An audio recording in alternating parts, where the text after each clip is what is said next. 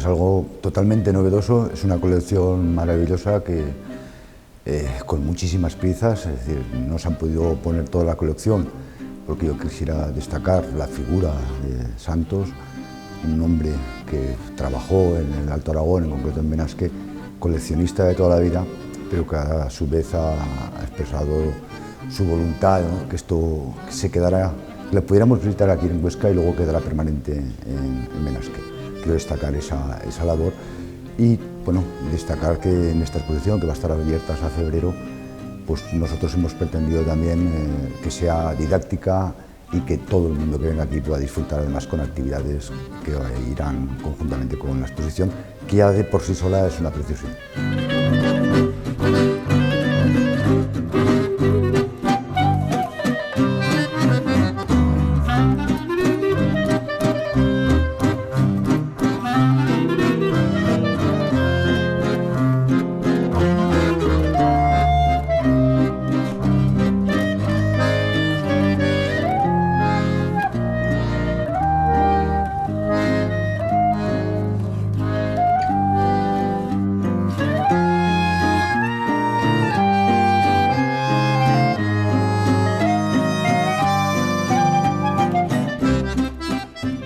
Hoy aquí en Huesca Televisión les vamos a ofrecer a ustedes un programa sobre un coleccionista. Ha dedicado quizá más que una vida a recopilar los cientos de piezas que hay en la Diputación Provincial de Huesca en su sala de exposiciones. Estas son algunas de ellas. Es una colección que él ha denominado arte ingenuo. Son piezas que a veces se hicieron con una intencionalidad artística, en otras no, pero que sí que tienen arte detrás de ellas. Aquí está el catálogo de la exposición, pero hemos querido que Javier Santos Lloro sea quien nos presente a cada una de las piezas.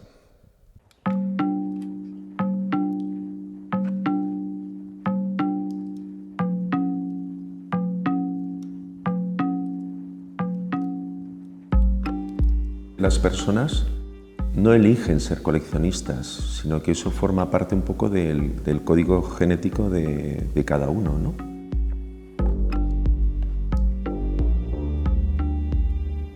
Es una especie de patología.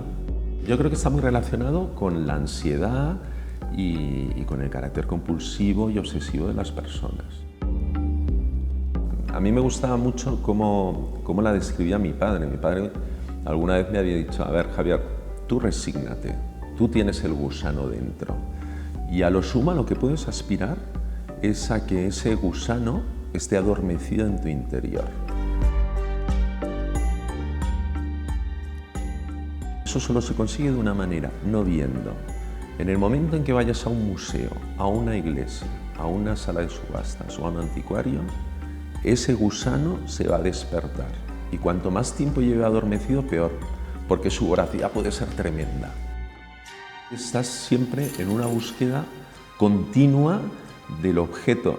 Lo que te lleva a esa búsqueda es la emoción de buscar y de encontrar. Una vez lo consigues, pasa un poquito a un plano más residual.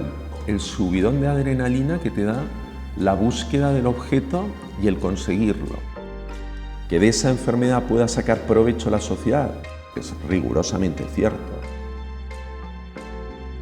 No hay un solo museo público que no tenga sus orígenes en colecciones privadas. Y el coleccionista cumple una gran función social, pero no cumple esa función social porque quiera cumplirla. El coleccionista no es altruista, tiene ese gen, no lo puedes elegir, naces así. Y bueno, pues oye, pues mira, si de esa enfermedad la sociedad puede obtener un provecho, pues oye, maravilloso.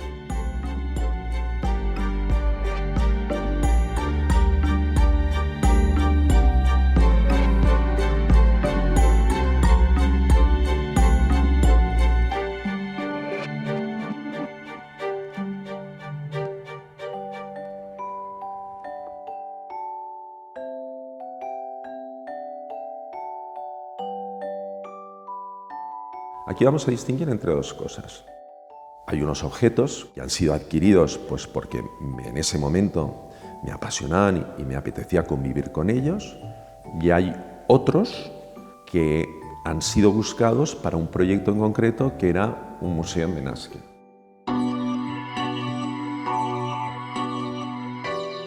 Muchas de las cosas que aquí se exponen tenían como misión estar ahí. Si ese proyecto no hubiese existido, a pesar de que me gusten y que despierten mi interés, probablemente nunca las habría adquirido. El ideal de todo artista, del arte en general, es alcanzar la libertad y estar lo menos condicionado a la hora de ejecutar una obra artística. El artista formado pocas veces lo consigue. Entonces, ¿qué pasa con el artista ingenuo? Pues que el artista ingenuo normalmente trabaja para él, para su disfrute y para el disfrute de su entorno. No tiene el concepto de ser artista, no trabaja para vender y no tiene ninguna intención de pasar a la posteridad. Y eso lo convierte en una persona extraordinariamente libre. Y además no ha sido formado, no lleva los cánones y las reglas introducidas en su cabeza.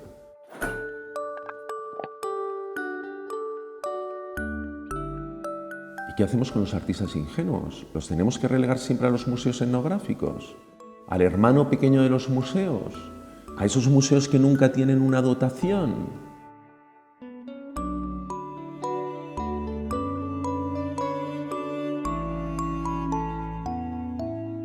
Busqué ese título de arte ingenuo para no utilizar otros términos que se han venido usando y que tienen connotaciones peyorativas.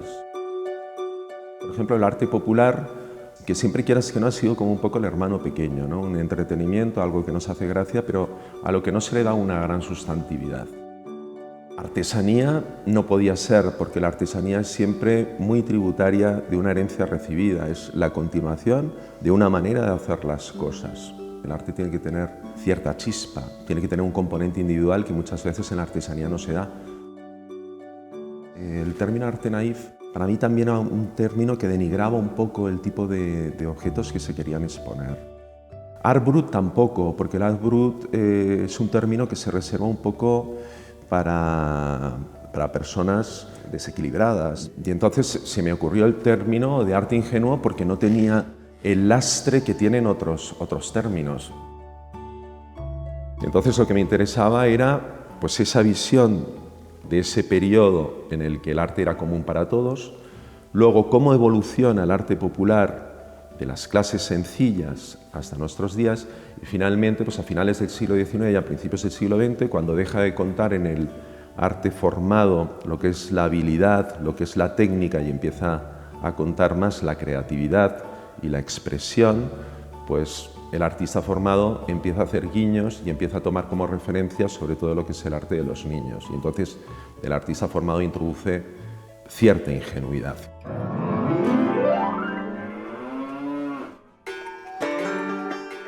José Corredor Mateos propuso un título para esta exposición que era Una mirada ingenua. Y para mí era un título extraordinariamente acertado, porque sí que es una mirada ingenua de la historia del arte. Es lo que está presente en todo lo que aquí se expone y tienes ingenuidad en la época medieval y hasta nuestros días. Y es un poco la conclusión a la que he llegado después de 40 años de coleccionismo, que lo que realmente me satisface es este tipo de arte, porque es el arte más libre que hay.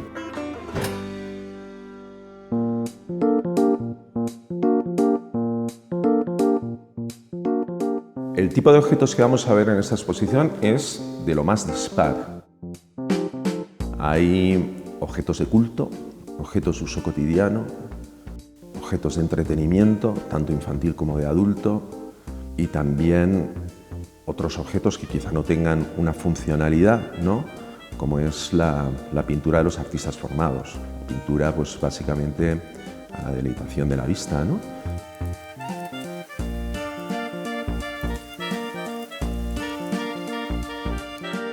A mí lo que me gusta de esta exposición es que todos los objetos coexisten. A ninguna pieza se le da más importancia que a las otras. Y que si hay 700 objetos, cada uno de ellos tiene su protagonismo. Yo no creo que haya diferencia en cuanto a la importancia del trabajo de Torres García con muchas otras manifestaciones artísticas de gente que no tenía ninguna formación y que son totalmente anónimas. Desde un punto de vista exclusivamente plástico, yo no creo que sea más importante el cuadro de Ángeles Santos, que ahora es una pintora pues muy reconocida, que las figuras de Alquitrán de Navarrete. Son cosas diferentes, pero no me atrevería a decir que una es más importante que la otra. Entonces, lo que me gusta de esta exposición es eso. Las obras de los artistas formados no se han separado de las otras. Un objeto que me resulte especialmente entrañable y que me costaría desprenderme de él es esa teja espantabrujas. Del resto, me podría desprender mañana. Para mí ya ha cumplido la función. El objeto ha sido localizado, ha sido adquirido, lo he restaurado, lo he disfrutado con mis diferentes comidas, me lo he pasado súper bien, y entonces tienen que cumplir una función social, que puede ser o un museo o volverlos a poner en circulación para que luego venga otro coleccionista y lo disfrute a su modo.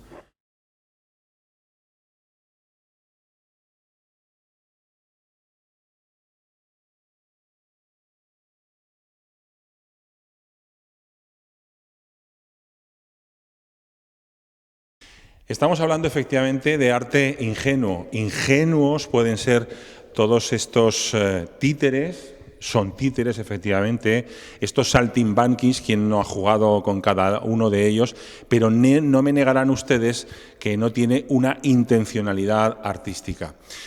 Hay que decir que, además de esta exposición, se puede asistir a una serie de talleres que se van a desarrollar y conferencias incluso en torno a esta interesantísima colección. Uno de los talleres precisamente lo va a llevar a cabo Isidro Ferrer. Bueno, el taller se titula Elogio del desorden y, como el nombre indica, es una alabanza al desorden como método de actuación y también como construcción de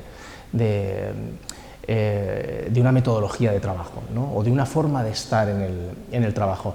Es un proceso, es un recorrido muy corto, pero un poco dilatado, el tiempo que nos permiten el tiempo del taller, en el que vamos a recorrer desde el desorden y desde el caos hasta el orden, realizando toda una serie de ejercicios y sobre todo a través del juego y del juego de la potencialidad de las casualidades. Este es mi mundo, este es un mundo verdaderamente colmado de referencias, de estímulos, de expresiones artísticas, pero que vienen de otro territorio que no es el arte consolidado, sino que está más próximo a la artesanía o a la expresión popular, pero que no carece de un valor, de una fuerza y de una expresividad, sino justamente todo lo contrario, ¿no?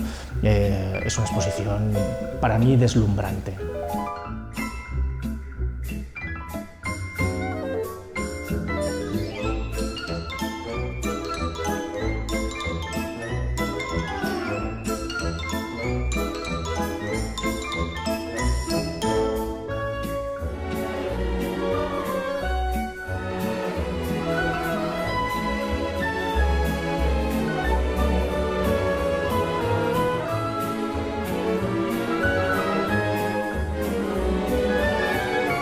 El coleccionista siempre tiene un punto neurótico, ¿no? Y entonces, dentro de esa especie de neurosis acumulativa, pero también de clasificación, de coleccionismo, se establecen una serie de pautas y de normas. Esta exposición, que es muy amplia, muy diversa, pero muy concreta dentro de lo que, entre comillas, se podría denominar el arte ingenuo, pero que tiene cosas con el outsider, tiene muchas relaciones, muchos vínculos con lo artesanal, con lo popular, y también con una forma de mirar el arte desde la periferia. Lo que hace es que aglutina un espectro muy amplio de la expresión natural del ser humano, desde la infancia hasta la edad adulta. Por eso es una exposición que puede emocionar a todos los públicos y que yo creo que se nota que al primero que ha emocionado es al coleccionista. Esto es producto de una emoción profunda por el cachivache, por el juguete, por el cacharro.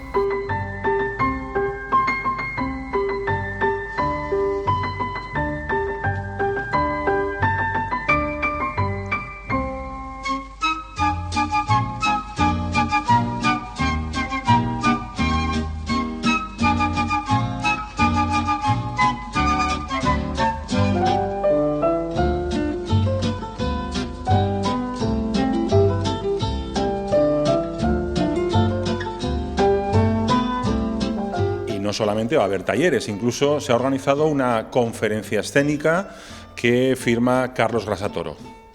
Esa conferencia tiene un título que empieza a definir lo que va a pasar allí. Se titula Usted también puede ser un artista ingenuo y entre paréntesis método Navarrete revisado. Retomo los antiguos cursos por correspondencia, donde mucha gente aprendió a dibujar, a pintar y a hacer muchas cosas, que eran por correspondencia postal y que ahora en realidad se han transformado en cursos online que invaden todas las redes. En mi caso va a ser un curso en directo porque las propuestas prácticas se van a resolver en la misma sala, son muy sencillas. Y ese es el hilo conductor de algo que tiene sus aspectos escénicos, teatrales, en algún momento con bastante humor. Hilo conductor, ¿para hablar de qué? Para hablar del arte, para plantearnos una definición de arte, para hablar de los juguetes, para hablar de la infancia y para hablar de la ingenuidad. Para hablar, creo que planteando más interrogantes que respuestas, y interrogantes que nacen de la propia exposición. Como dice Javier, son muchas capas. La primera capa es la admiración, es la celebración por estar en esta sala, por disfrutar, es lo que los franceses dicen el éblouissement, es que te quedas pasmado de belleza, de memoria, de muchas cosas. En la segunda capa empiezan a aparecer más cosas, empieza a aparecer lo social, quién jugaba estas cosas, quién utilizaba estos objetos, quién los construía. La mayoría son anónimos, hay muy pocas piezas que estén firmadas en el conjunto general. Ese Navarrete revisado, ese albañil que es con el que se abre la exposición. Y luego hay tercera capa, por ir bajando o subiendo. ¿Esto es arte? No es arte, lo de los niños es arte. ¿Qué es la ingenuidad? ¿Qué significa jugar? Hay tantas cuestiones que además son cuestiones que fueron claves a final del siglo XIX y van a ser las que van a definir el arte del siglo XX. Pues son las cuestiones que se va a plantear Picasso, que se va a plantear Brancusi, Apollinaire como poeta, que ya se planteó Baudelaire, porque casi es el que da el pistoletazo de salida cuando a mitad del siglo XIX dice, señores, lo de los niños es muy importante, vamos a ver qué están haciendo. Ese es ese curso práctico y yo espero que cuando se acabe la conferencia todo el mundo pueda ser un artista ingenuo, claro.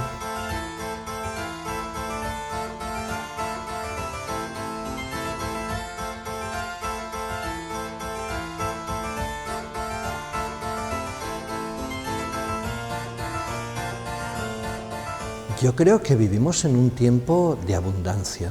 Creo que tenemos prácticamente todo lo que puede ofrecer ahora mismo el ser humano como creación. Y lo bueno es que todo tenga cabida, que todo se pueda mostrar, que tengamos acceso a esa exposición tremendamente conceptual, que más que elitista, a mí me gustaría decir que puede ser minoritaria. Teniendo en cuenta que lo minoritario al cabo de 30 años acaba siendo popular. Tiene que ser minoritario al principio para que luego sea popular. Y esto que tiene un público universal. Importante que tengamos acceso. Importante que se hagan las exposiciones. Importante que desde lo público sobre todo se diga, mira, puedo poner lo último de lo último de lo último y ese juguete perdido de finales del 18 que te va a hacer casi saltar las lágrimas. Aprovechar la abundancia, ya que la tenemos, que todavía la tenemos y que podemos disfrutarla, pues mostrarlo, mostrar esa pluralidad. Sí.